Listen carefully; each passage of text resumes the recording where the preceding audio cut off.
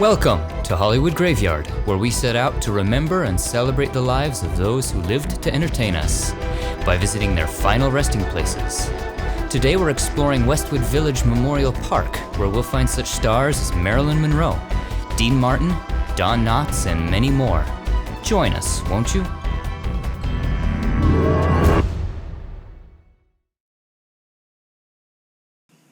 Pierce Brothers Westwood Village Memorial Park is a tiny cemetery hidden in the shadows of high-rises in Westwood, California, just off Wilshire Boulevard. It may be tiny, but Westwood hosts more stars per capita than any other cemetery in the entire world. It was founded in 1905 under the name Sunset Cemetery and became Westwood in 1926. In 2002, it was designated as a historical cultural monument by the city of Los Angeles. Though tiny, since there are so many stars here, we'll be breaking this tour up into 3 parts. For this first part, we'll follow the outer periphery that runs along the north and east of the cemetery. Our first stop is right next to the road. Funny man Don Knotts can be seen in many great film and television productions of the 20th century, including The Incredible Mr. Limpet and Three's Company, but he will forever be remembered for his role as Deputy Barney Fife on the 60s TV series The Andy Griffith Show, a role which earned him 5 Emmys. I'm giving you the count of 3. If you ain't out of here on 3, I'm drawing on you. 1, 2, 3. In 1996, TV Guide ranked him number 27 on their list of 50 greatest TV stars. Just northeast of Don is Hungarian actress and socialite Eva Gabor, who is perhaps best remembered for her role as Lisa Douglas on Green Acres. New York is where I'd rather stay. I get allergic smelling hay. I just adore a penthouse view. Darling, I love you, but give me Park Avenue. Her unique voice can also be heard in several animated productions, including The Aristocats and The Rescuers. She also had her own fashion line of wigs and other beauty products. This is also the final resting place of Eva's older sister, Zsa Zsa Gabor. Hello, darlings. Zsa Zsa was less known as an actress and more as a celebrity personality with a glamorous and extravagant lifestyle. She did act in several films like Moulin Rouge, but most often just made appearances as herself. Her career began in Europe, and she was crowned Miss Hungary in 1936. She was married an astounding 9 times, often poking fun at herself about it with quotes like, "I am a marvelous housekeeper. Every time I leave a man, I keep his house." After her death at age 99, her ashes were placed in a gold box and carried in a Louis Vuitton bag to be buried alongside her sister. Fans of horror films will remember our next star from Roman Polanski's Rosemary's Baby. The multi-talented John Cassavetes played Guy Woodhouse in the horror classic and can also be seen in The Dirty Dozen, a role which earned him an Academy Award nomination. He was also a talented independent filmmaker, pioneering the realistic cinema verite style with films like Faces and A Woman Under the Influence. He is one of only a handful of filmmakers to be nominated for Best Directing, Writing, and Acting Oscars in their career. Around the corner is singer Mel Torme, nicknamed the Velvet Fog for his smooth and mellow tenor tone. He was one of the most popular jazz singers of the 20th century, famous for his improvisational abilities and scat singing. He also composed the beloved holiday classic, The Christmas Song. Chestnuts roasting on an open fire, Jack Frost nipping at your nose, Yuletide carols being sung by a choir, and folks dressed up like Eskimos. On the wall to the right is the crypt of author Truman Capote. He wrote many works now considered literary classics, including Breakfast at Tiffany's and In Cold Blood, both of which were made into movies. He was childhood friends with To Kill a Mockingbird author Harper Lee and is said to have been the inspiration for the Dill character. In 2005, a biopic was made about the life of Capote, starring Philip Seymour Hoffman as Truman. After his death at age 59, Capote was cremated and a portion of his ashes given to his dear friend Joanne Carson, ex-wife of Johnny Carson. The ashes were stolen in 1988 during a Halloween party and returned several days later. In September 2016, his ashes were sold by Julian's Auctions for nearly $45,000, so they no longer rest in this crypt. Just to the right is another famous author, Jackie Collins. The epitaph, "She gave a great deal of people a great deal of pleasure," sums up her career perfectly. She was a romance novelist whose 32 novels all appeared on the New York Times bestseller list.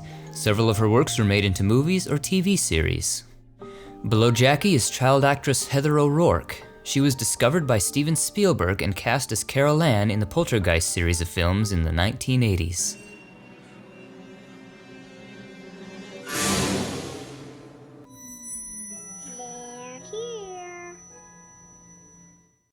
Her line, "They're here," ranked number 69 on AFI's list of 100 top movie quotes. Her untimely death at the age of 12 was from cardiac arrest due to a misdiagnosed intestinal stenosis. Her Poltergeist co-star Dominique Dunne, who was buried nearby, also died tragically when murdered by her boyfriend at just 22. The deaths of these two young starlets gave rise to a rumored poltergeist curse, stemming from the reported use of real human skeletons as props in the films.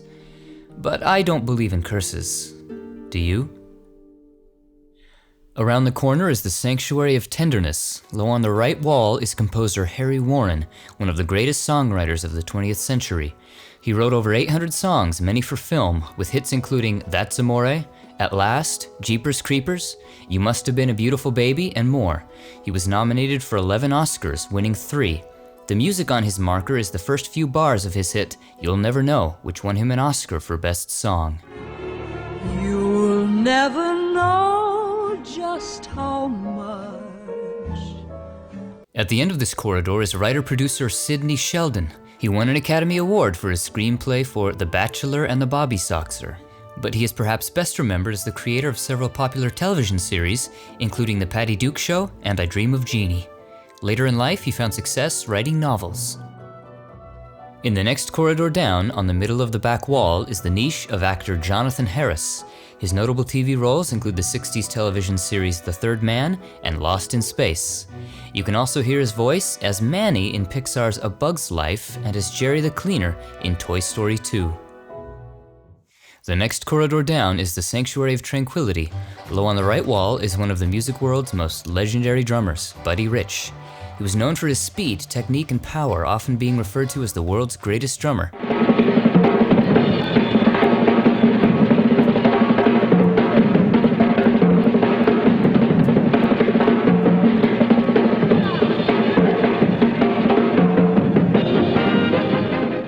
He began playing drums in vaudeville at just 18 months old, being billed as Baby Traps the Drum Wonder and becoming the world's second highest paid child entertainer after Jackie Coogan.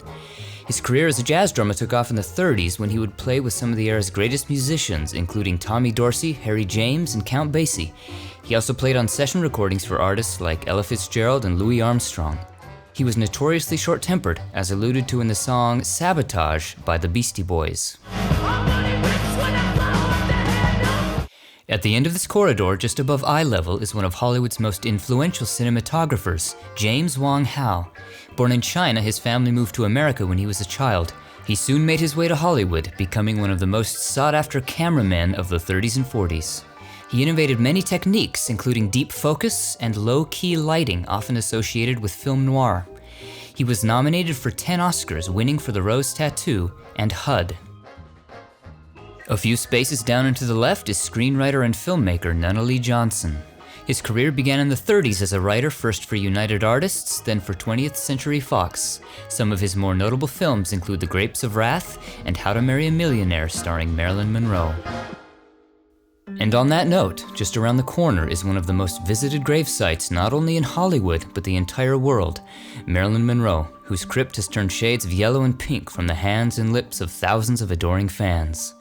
No individual has come to personify Hollywood more than Marilyn Monroe. Born Norma Jean Mortensen, she spent most of her childhood in foster homes. Her career began as a model after being discovered while working in a factory during the war. A film career soon followed, and she chose the stage name Marilyn Monroe after Broadway star Marilyn Miller and her mother's maiden name, Monroe. After a few bit parts in films, her breakout came in the early 50s with roles in All About Eve and John Huston's noir classic, The Asphalt Jungle. Her role may have been small, but they gave her the best line in the movie. Haven't you bothered me enough, you big banana head? She quickly rose in popularity in the years that followed. In 1953, her roles in Niagara and Gentlemen Prefer Blondes would make her Hollywood's biggest star. Men grow cold as girls charms in the end. But square cut or pear shape, these rocks don't lose their shape. Diamonds are a girl's best friend. Her soft, breathy voice, blonde locks, and curvaceous figure made her the quintessential sex symbol of the 50s. Marilyn grew tired, though, of playing the dumb blonde bombshell. Despite this on-screen persona, she was very intelligent, well-read, and regarded by many as being a great actress, not just a movie star. She enrolled in the famed Actors Studio in New York to broaden her range and work towards more serious dramatic roles. She returned to Hollywood in 1958 to star in Some Like It Hot, a role which earned her a Golden Globe for Best Actress. Her final film was The Misfits, written for her by her husband, Arthur Miller, a Valentine, to provide her with a dramatic role. On the morning of August 5th, 1962, Marilyn was found dead of a drug overdose in her Brentwood home. She was 36. Those close to Marilyn knew she suffered from periods of melancholy. One of the most poignant photos ever taken of Marilyn was by Richard Avedon, a rare, candid moment when she let her guard down, dropping the facade of Marilyn Monroe, and once again becoming Norma Jean, a girl few people really knew. Rest well, Marilyn. The world loves and misses you. In the corner to the right is the locked room of prayer. Inside this room is the niche of Robert Stack, an actor who is perhaps best remembered for his role as gangster fighting agent Elliot Ness in the 60s TV series The Untouchables.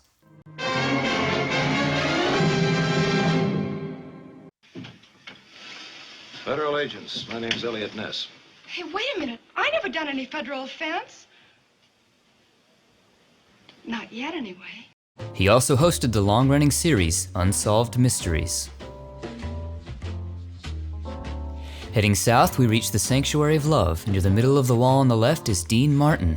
Known as the King of Cool, Dean Martin was one of the most popular all-around entertainers of the 20th century. He partnered with Jerry Lewis in the comedy duo Martin and Lewis. He was also a member of the Rat Pack, alongside Frank Sinatra, Sammy Davis Jr., Joey Bishop, and Peter Lawford. He starred in many films, including the original Ocean's 11, and hosted the immensely popular television series The Dean Martin Show, and the Dean Martin Celebrity Roasts, which he often hosted while hilariously drunk. Well, I'm glad my good friend John Wayne was able to be here tonight. I love the way he dresses when he's in those Western movies. Shiny studs on his shirt, a colorful kerchief, and high heels. I don't know why they call him the Duke. They should call him the Duchess. His signature song, That's Amore, was written by Harry Warren, who we visited earlier. When the world seems to shine like you've had too much wine, that's amore. Bells will ring, ting-a-ling. Oh, sorry, I got cut up. It's such a catchy tune. On the opposite wall, in the lower left corner, is musician and actor Oscar Levant. He studied composition under Schoenberg and was close friends with George Gershwin. His performances of Gershwin's piano works are considered by many as definitive. He appeared as himself in the fictionalized biopic of Gershwin, Rhapsody in Blue. He can also be seen in American in Paris. Levant was also renowned for his witticisms, which made him a frequent panelist on TV game shows. He was open about his neuroses and hypochondria, fodder for his humor. Later in life, he was frequently committed to mental hospitals and withdrew from the spotlight. He once quipped, "There's a fine line between genius and insanity. I have erased this line." Further down is the Sanctuary of Serenity. On the left, right at eye level, we find actor John Boles, who is perhaps best remembered for his role as Victor in the 1931 horror classic Frankenstein. He began in silent film, but his career took off with the talkies, particularly in early romance and musical films, singing alongside Shirley Temple in films like The Littlest Rebel and Curly Top. Whenever clouds start gathering to cover up the sun, it really doesn't mean a thing to me. It seems a tiny miracle comes to me on the run and never fails to bring a remedy. She's just a little curly-headed thing who creeps into my heart and makes it sing. Curly Top, you little bundle of joy. Finally, high on the opposite wall, we find Robert Loggia, a prolific actor whose career spanned over 60 years. Though never a leading man, he was one of Hollywood's most in-demand and respected actors, starring in many of its most beloved films, including Scarface, Big, and Independence Day. And that concludes our tour. What are some of your favorite memories of the stars we visited today? Share them in the comments below, and be sure to like, share, and subscribe for more famous grave tours. Thanks for watching. We'll see you on the next one. Many of you may know the legend of the man entombed above Marilyn Monroe. Richard Poncher purchased the crypt from Joe DiMaggio in the 1950s, long before it was known that Marilyn would end up one space below. Shortly before his death, he told his wife Elsie, quote, "If I croak, if you don't put me upside down over Marilyn, I'll haunt you for the rest of your life." According to his wife, who is now entombed next to him, she and the funeral director honored his final wish, turning his body over in the casket before entombment, so that he could face Marilyn for eternity. In 2009, his wife put the crypt up for sale on eBay. It sold for $4.5 million, but the buyer backed out, so Mr. Poncher's place above Marilyn remains undisturbed. And this empty crypt next to Marilyn? Well, that belongs to Playboy founder Hugh Hefner.